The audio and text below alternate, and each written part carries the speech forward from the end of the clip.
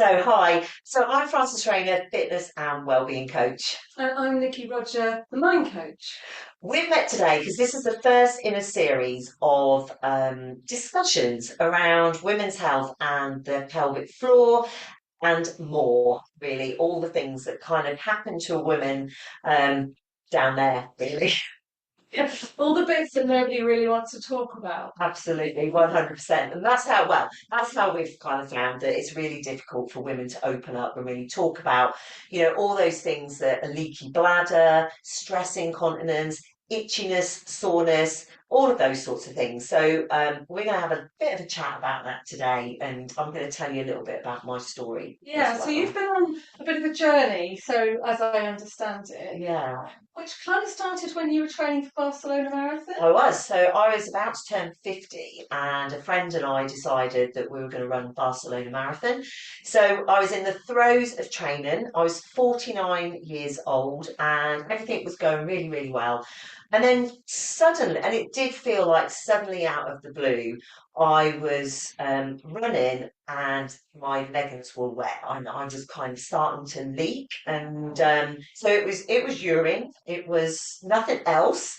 And I was also constantly in need of wanting to go for a wee as well. So I did lots of wild ones, and I'd find myself going for a run, trying to preempt what was going on and whether I needed to run in a certain direction so that I could get behind a tree, behind a bush.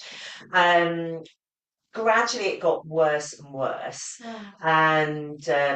and quite scary and a little bit daunting at the time because I was thinking I'm only 49 and What did you think was going on? Did you realise that this was a menopausal symptom? I don't think I did because I think I went through what I know now. I went through perimenopause, absolutely oblivious to what Okay, was happening. okay. Nobody talked about perimenopause when we talked about 7 years ago. No, of course. Perimenopause has become a thing I can't now, hasn't move it? now for people talking about Yeah, perimenopause. absolutely. But, I look back at my 40s and I know, I can go back over things that happened to me, how my body felt, and I can go now, I know that it was hormonal changes. But at the time, I put it down to I was quite an older mum when I had my children, so I kind of put it down to sleepless nights with the kids, maybe stress that brought on by And having kids. children is something we associate with stress incontinence. You know, when you first had your children, you couldn't go on a trampoline, for example. So there's an understanding that this is sort of part of women's journey, Yeah. isn't there? And that therefore it's something we have to accept. Absolutely. And we really don't get told, even now today, we do not get told when we've had a baby how important it is for us to go away and look after our pelvic floor. Okay. Back then, when, my children are now 24 and 21, I mean, I knew that I need to do some pelvic floor exercises, Mm. but I didn't do it religiously. I think that for me, I was always a really active person. So the minute I could get back out running, walking, cycling after I had my children, the quicker I could do it, the better. And I think that helped me, but it clearly wasn't No. the exact help that I needed at that time. So hormone fluctuations, um, exercise where you're pounding, and your It's an body is impact. impact Yeah, yeah, exercise yeah. as well. And running was me. This is it. This is what I'm trying to say. It's like this wasn't something that a symptom of menopause or perimenopause that was sort of parked to one side while you got on with your life. It had a direct impact on who you are, on Yeah. your identity and how you live. Mine was you. Yeah. So to have it taken away from you must have been a really difficult thing to Yeah. have to manage. Was, and it actually, I did run Barcelona Marathon. I because what I actually did was I did a little bit of research and kind of thought, right, let's start with my pelvic floor. Maybe there is some, it's not as good as it should be, and Mm, what can I do to? So I just started doing Kegel exercises. okay. Just from what I'd read. Nobody taught me how to do them. It's probably in hindsight something I should have realised that you can't just really go and do this on your own. You really need help and support.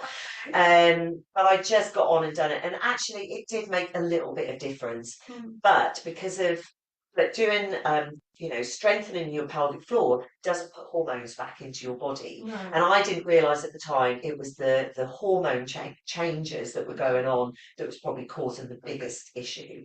So I got to Barcelona Marathon by the skin of my teeth and 10 a lady.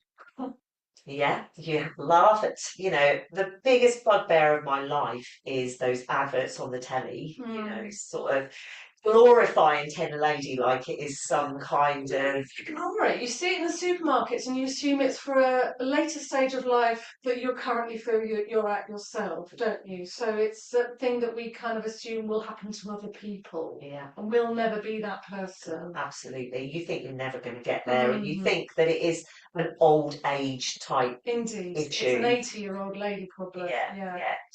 Next. So got through Barcelona Marathon, got through my 50th birthday, and then I realised I've got other issues going on down there as well. So dryness, vaginal dryness, irritation, it just everything just felt really painful. So that was when I was already on HRT, so I had already started HRT by then. Right. Because I've been to the doctor with a few other symptoms, and I'd started on a low dose. And then I've gone back to the doctors. I think things had started to decline in 2020 when COVID hit. Right. So I'm not making an excuse for my surgery, but I remember contacting them, explaining it to them that not only had I got a little bit of stress incontinence still, but I've now got this irritation and dryness. And they literally turned around and said, well, we don't really know how to help you. And I think I like to think that was a case of this COVID, no one's seeing anyone, thoughts are elsewhere. But for me, that was just another kind of like stab in the back, really, because I was like, I'm trying to, I worked from home. I was helping my stepdaughter with my grandchildren and walking as much. Yeah. And I think that was the issue. I'm such an active person that it just felt like it was coming in waves of all the menopausal symptoms to get. This was my worst. Because it has a direct impact on your daily activity. Yeah, and my identity. Around, is there? So with brain fog, we can develop strategies, we can make endless lists, we can people are kind of more understanding, I think, nowadays about things like hot flushes or forgetfulness or all those other symptoms that we hear so much about. But this is just not really talked about, is it? It's still kind of pushed under. There are probably a lot of women listening to this who are suffering needlessly. Yeah. So you did eventually get some help? Yeah, so I had to go privately. So I decided to go privately, and I found a menopause clinic in Cambridge, and it was all over Zoom. Nobody was seeing anybody, and but they were absolutely brilliant, and they prescribed me some vaginal estrogen, which is a really low dose of estrogen. It's nothing like HRT. That's a topical and it's systemic. So so you insert it like a pessary, and it just works itself. It's magic, really, in that one area. So it doesn't go anywhere. A client of mine said to me the other day, I'm really worried about where else it travels through the body. Well, it travels nowhere. It literally works its magic there, and it'll work its magic around the bladder, the urethra, the pelvic floor. The vagina, the vulva, all areas within that area, it will work. And it was like a bit of a magical treatment for me. It made a huge difference. Urgency and frequency to go to the toilet. I'm sure people will recognise this. To the door, can't get the key in the door quick enough. It stopped all of that.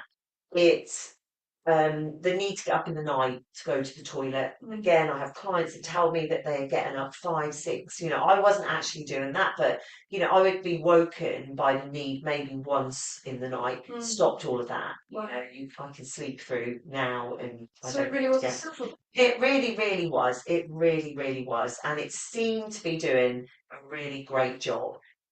Do you feel that if you had that knowledge now, you could have stopped? Oh, I'd have gone quicker for that treatment, most Stop definitely. that suffering that you just had to endure. Yeah. Do you feel like that GPs have kind of caught up with A little with bit, that a now? little So bit. if anyone listening is thinking that's exactly me and have all of those symptoms, if they went to their GP, would they need to sort of advocate for themselves? Would they need to request vaginal Yes, they estrogen? would. Yeah, we're not in a place yet where women are being signposted to it as No. a, for me, I think the place and the time is women going for their cervical smear test. You go every 3 years. Mm. And the nurse could ask a very simple question about what your bladder health was like, what your, you know, I remember going for a cervical smear not long after I started the vaginal estrogen, and the nurse saying to me, or this could be quite painful for you. I've looked at Right. your age. You're, Right. you're menopausal. And I was like, oh, okay. So I kind of just took that on the chin, had the smear test done, no issues whatsoever, because I knew that what I was doing, this vaginal estrogen, was going to make all the difference. So, and at the end of the test, she never followed up with me and asked me how that was at all. She'd warned me that it might be difficult, but she never then Mm. said to me, how was that for you? I literally did say to her, I just want you to know that that was absolutely fine for me because this is what I use. So Right. it didn't make, Right. I didn't have any I discomfort. think there's certain amount of difficulty, maybe even shame for women to talk Mm. about these personal issues. I mean, it's a very different space that we're in now. We are much better able to talk about. I think our generation is definitely the first one to talk about Yeah, menopause and the symptoms and the things we're struggling with. But it feels like this is the last area, literally and metaphorically, that we feel comfortable to be able to talk about. yeah. What do you think's behind that? Well, most women of our generation, if we talk to our mothers, Hmm. would your mother have opened up initially? I know you've had some conversations with your mum since, haven't you? Yeah. Which is really fantastic. But would your mum of, 10, 15, 20 years ago? I think it was, I certainly think it's something we were led to believe was normal, and therefore there was no point discussing it because this was just part of getting older, and you had to just kind of put up with it. Oh yeah, 100%.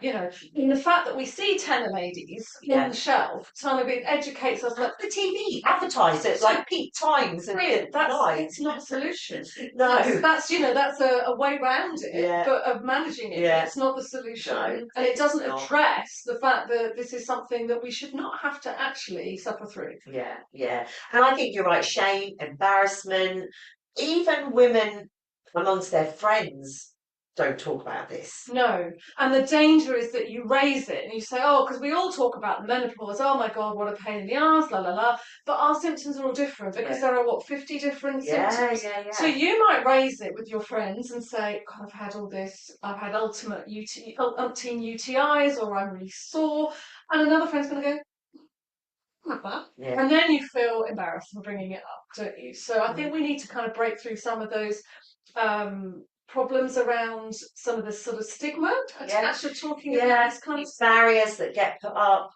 amongst friendship groups, families, as well. And, I'm a bit like you. I've had conversation with my mum since then. Mm. And it's really interesting when you really do drill down and get them to open up.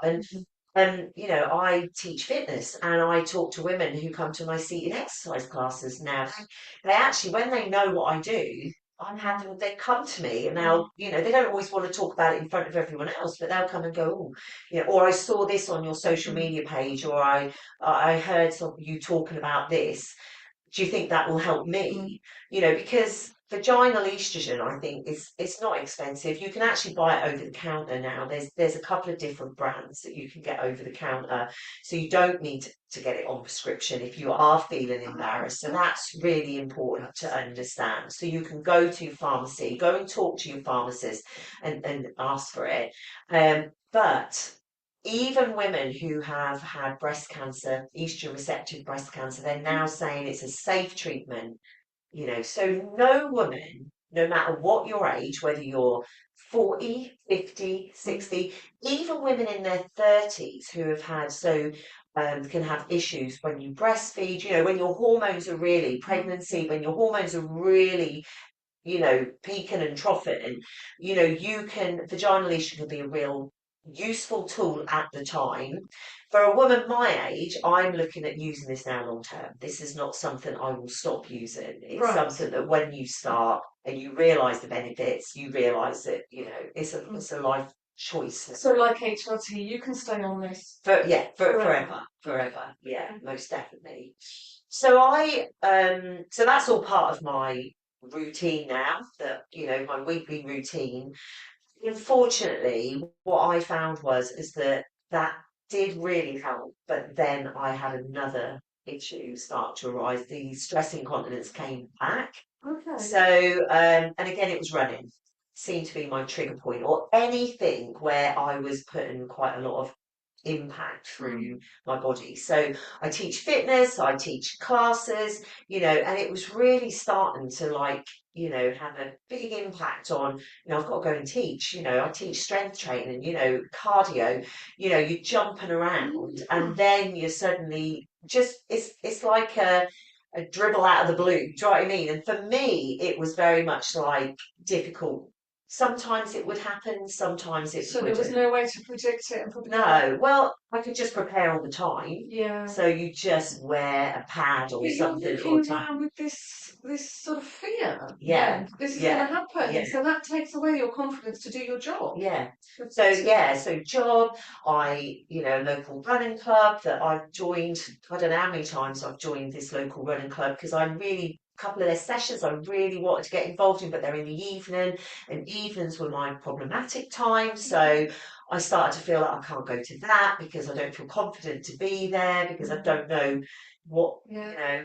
how do you The knock on your confidence must be huge. yeah Something it's that's like that you can't really hide yeah, either. yeah, you can't. And we've seen, I've seen things on, adverts where they're trying to raise awareness, where suddenly what's up, sort of woman's got jeans on and then suddenly they've got a wet patch down there. I can honestly say I've never, thank goodness, been caught out like that, but I have been, caught when I've been running and I think, oh my goodness, I just need to get home because, this is now too much. Sometimes it's like it's turned on that just doesn't stop. Sometimes it's just a little, and you think, well, that's bearable. I can kind of deal with That's that. acceptable. No, Those situations should have no one should have to put up with that.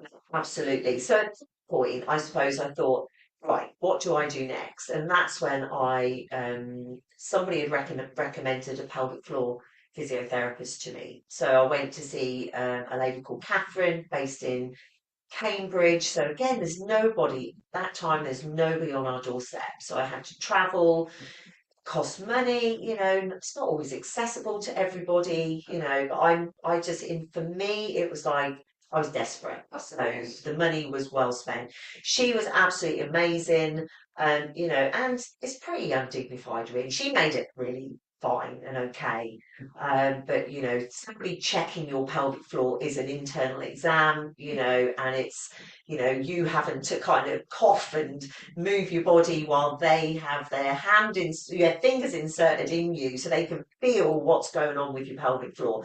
So again, women don't want, that's No. enough. For some women, they don't even have a smear test done, do they? Let alone have something, invasive like that. So, it's kind of understanding, I suppose, that there's no shame in that and that Absolutely. it's a check that probably all women should have done at some time in their life Yeah, anyway. if it's part of the journey of aging, then it should be it should be the same as having dental checkups. Yes, yeah, It should be just something that's in your calendar. We're all having mammograms post yeah, 50. They're not fun, no, but we know how important they are to have them. There's a bit of discomfort yeah, to it, but it's so essential to, and it's not just your health, it's well-being and everything, as you've said, how much of an impact that had on your life, on your income, on your confidence. I mean, if you can go through half an hour of discomfort yeah. to get all of that back on track, Yeah, it's worth yeah, it, right? it's absolutely worth it. And that's why, the first time round when I researched pelvic floor, how to kind of work it myself, that's why I said, if I knew what I knew now, I'd have gone straight to Catherine and learn Yes. how to do it properly and Right. have the checks, because she actually did put my mind at rest that my pelvic floor wasn't too bad, but it did need some work. Right. Um, and then we sort of went down that route. So she was quite understanding of menopause. So she was, the whole thought was, for me, it wasn't like a prolapse, a bladder prolapse or anything, which is a whole different ball game that, Uh-huh. we won't talk about today, but because it didn't affect me. But it was, my issue came from menopause, Right. hormone decline Right. and changes. And that's why it dipped again, because, Mm. my HRT was working well, but none of that was enough to kind of really Mm. counteract what was going on, you know, sort of with my pelvic floor and my Yeah. bladder and everything as well. Needed that little bit of extra So work. that could be interesting for people who are already on HRT but having any kind of issues with, vaginal or urinary tract or any of those pelvic floor. They probably think, well, I'm on HRT, so this can't be menopausal because otherwise the HRT would have ticked that problem off. Yeah. So you can have these problems, and even if you're on Yeah, HRT. yeah, absolutely. And then the vaginal estrogen is layered on top, so that can help. And then I think for me, it was, just that change in, yeah, age probably was a factor. We can't get away from that age is a Mm, factor. But we can work on those issues, that are brought about. It yeah. all kind of coincides around that, for me, all around that same time, Mm, as I became post-menopause and then sort of like, mm. beyond as well. I think at that stage, at no point at that point, I'll let you know, did I go back to my GP. I Right. think because of what was said to Because me, your first experience experience. was really not great. I was a Mm, bit like, I'm going to sort this out myself. I don't need to go back to my GP because they weren't going to help me anyway. mm, But somewhere in there, I'd seen Catherine, and then it was like, well, the pelvic floor's getting better. I'm doing all those right things, but actually, this is still, niggling away at me.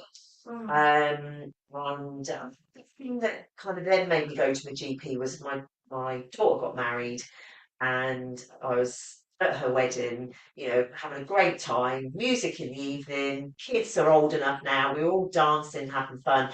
And then I realised that actually, oops, I had two or three situations where I had to leave the dance floor. Gosh. Yeah, and that again, I was like, no, no, this can't be right. I really need to kind of go Mm, and kind of see if there's what's next, mm. really. So that would have been 2 years ago. So we're talking about something that's spanned about 5 years, 7 years, Yes, a long sorry. journey. Yeah, Yeah. yeah. So here we are 2 years ago, back with an issue again. The throes of my business, things were taken off, loving what I was doing.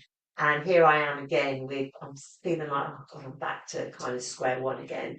So I went back to the GP, and so this is when you kind of start going down the route of, I did a bladder diary, so they have a little look at what you're Okay. drinking and how much you drink versus volume do you pee out, Okay. afterwards. It's a standard thing, but it's quite an important thing because it can then sort of get them to sort of think about bladder sensitivity, and really and truthfully what lifestyle, Mm, lifestyle's massive, not in terms of, I exercise, and actually, when I went back last time from a pelvic floor check with Catherine, she was just like, your pelvic floor is great.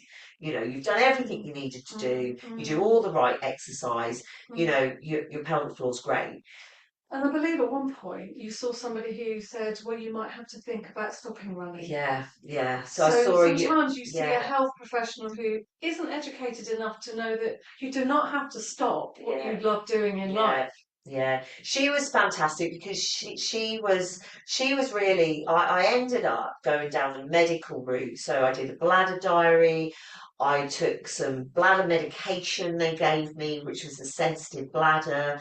That did nothing whatsoever. And in actual fact, all of that kind of bladder medication is not particularly great on your gut either, and it's not a long-term fix. Okay. And then I did go and see a urologist. So a urologist is not a gynecologist. They're somebody who are really looking at the bladder and looking at that area. But she was really knowledgeable, obviously, in menopause and everything. And she was the one who said to me that maybe I needed to kind of rethink what I did fitness wise. Which is not what you need to hear when it's A, your income, and B, your passion. Yeah. It's who you are. So Yeah. you know, other women who perhaps are less aware than you were and perhaps less confident about advocating and think, I'm not willing to put up with this, but I advocate for my own health, would have accepted that and said, well, I now have to stop living my life the way I want to, which is really sad. It is really, really sad. Do you know what I think, Nikki? It's how many women out there are not living the life they want to, or have stopped doing exercise, or are not choosing to, when we know now how important exercise movement is to our bodies, everything. Yeah. You know, so women are now thinking, I really need to do that, but I can't because every time I move, I'm going to have a problem. So, you know, and I think what impact is that having on the long-term health of these women and yeah, and their confidence, yeah, and their sense of self. Yeah. It's huge, isn't it? It's more. It's way more than bladder leak. It affects everything. Everything. It's your sense of who you are, doesn't it? Really, and your ability to be out of the house. Yeah, most definitely. And I'm glad I didn't take her advice because it was really, she did a lot for me in terms of, you know, I had to have something called a urodynamic test done, which basically, again, that's very undignified, but they kind of fill your bladder and then they let you leak. Let you cough and jump and leak, but then you're monitored to see what's going on. And you know, I was like, questionable whether I even want to go down that route, but I was kind of in that place where I need to know. I need to try know. everything. Yeah, everything. I think to get to a solution. And so I had that done, and but that was really eye opening for me because actually what that did was said to me that actually there isn't a lot wrong.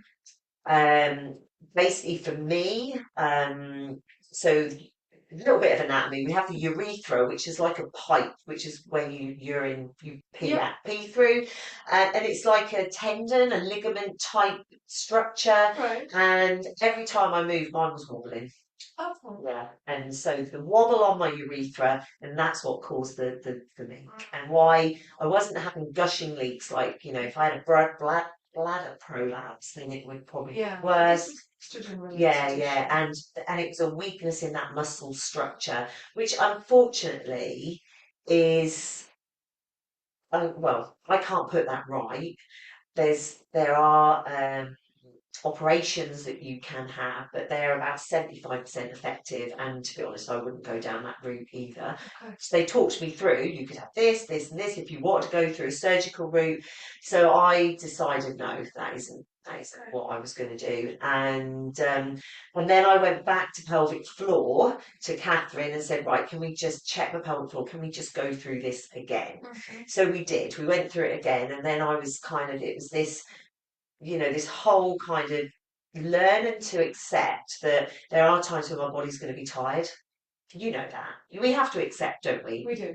That, you know, and that is getting older. But even a younger woman needs to rest. We all need to rest. We all always need. Not four letter words. No. You have to rest in order to be productive. I coach around that quite a lot. Yeah. And that's one of my biggest downfalls. I don't rest a lot because I'm probably, you know, I love to be busy. I'm on the go all the time, you know, and my work now means that, you know, I'm physically active all day, all the time.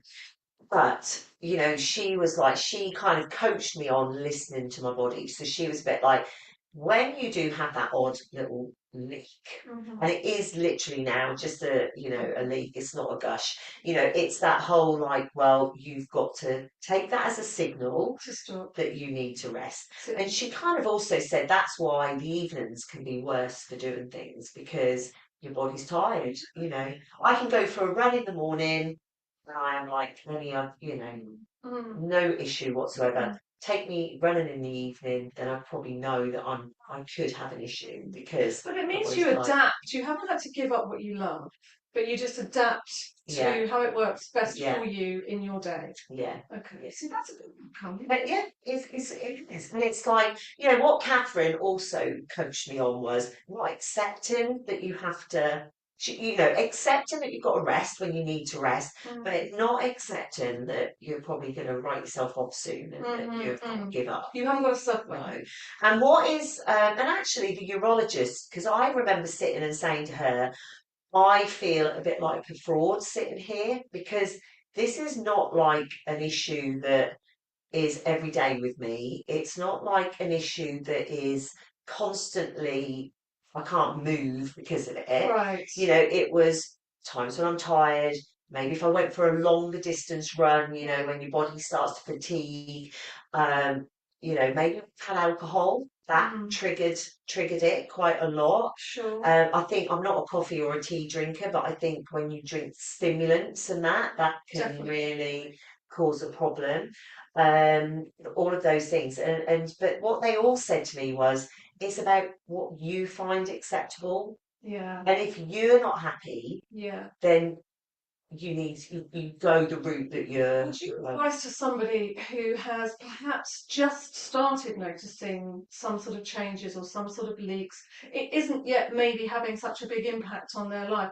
Would you think that they would get, it's better to get help earlier? yes. Yeah. So as soon as you think this is not normal, Yeah. you should go and get some sort Well, of as soon as you have any form of leak, any form of urgency, frequency, any form of stress incontinence, anything whatsoever, Mm, you have to go, this is not normal. right. It isn't normal. Mm. And Because too then, quickly it becomes normal for you, yeah, doesn't it? And then yeah. we get used to things. Yeah, so it's Yeah. not normal, so Mm. you need to do something about it. So if I think about the route that I went down, I would switch all of that and I would have gone, right, I want to see, the urology bit. I would have done that so much earlier, Mm. um, got that reassurance, through that I could have then, the NHS have pelvic floor physio teams, you Mm. don't have to pay. I paid because I wanted it quicker. And in Mm. the first instance, I just needed to see somebody, but you don't have to. And, those listening, you need to realise that everything's there on the NHS, Mm. but you do have to wait. It's Mm. becoming longer waiting because women are Mm. becoming more aware and Mm. are starting to do things about Sure, it. sure. But yeah, but you start with those quick things, vaginal estrogen, get yourself on the waiting list, get yourself moving along on that, down that road, and you'll get there much quicker, much quicker than I did. I Um, think sharing your journey, which has been, as you said, span 7 years yeah, of progress and then flipping. Jackson, yeah, I think thank you for sharing that with yeah, me and with everybody because I think it will do so much for people who are perhaps going through the same thing, thinking it's something they just have to put up with. And I know that this is part of an ongoing series of discussions about yes. other issues that are similar in Yeah, their so systems. just a little shout out to Zoe. We've got a lady who lives local to Downham Market. Zoe Sharp, she's a physiotherapist. She works in pelvic floor physiotherapy as well. So this series will continue with me and Zoe chatting about the nitty gritty, really, of some of the topics I've talked about today. And Zoe is really passionate about women's health and women's pelvic floor health as well. And yeah, so I'm really looking forward to continuing this on with her. Thanks, Nicky, because it's a tough subject. It's a really difficult thing to talk about. It's going to be interesting because, like, I was thinking this morning when I was driving here that my husband probably hasn't heard half of this stuff, and he could listen to No, this now. and it was My children definitely hasn't, and I think, oh, what they'll think when they hear it, but I want them to hear it. yeah, we need Especially, everyone to yeah, be aware of the things. my son needs to know about it for his future partner. Mhm. My daughters need to know about it. This is not a personal problem. This is a No, community problem, a yeah, family problem. yeah, And it's true of all menopause, isn't it? The yeah, more people that are educated and aware and informed, then the better it is for all of us who are going through it yeah. because we get support and we get understanding and we get kind of the community understands is worth its weight. And you need to feel like you're listened to, you know. So whoever's listened to this, you know, I don't care who it is, you know, I just hope that it's kind of reached someone somewhere and sort of triggered that, right, I'll go and do something about it. Because I feel really passionate, which is why I wanted to tell my story. And thank you for helping me to do that. I wouldn't have had anyone else. It's been a joy. Usual. Yeah, thank you. Thanks, Nicky. Frances. Oh, thanks, Nicky.